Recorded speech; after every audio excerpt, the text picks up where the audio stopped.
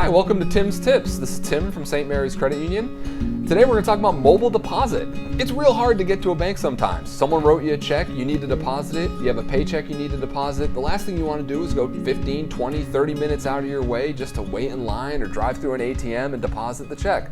Thankfully, since you have St. Mary's Credit Union, you also have the ability to deposit your check using your mobile device.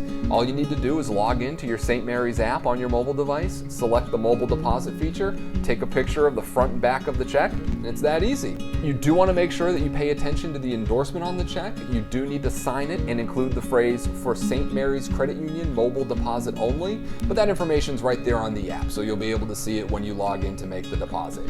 If you have any questions or any problem making the deposit, give us a call at the number in the description or send us a secure email through the online banking. Once again, this is Tim from St. Mary's Credit Union. Thanks for watching.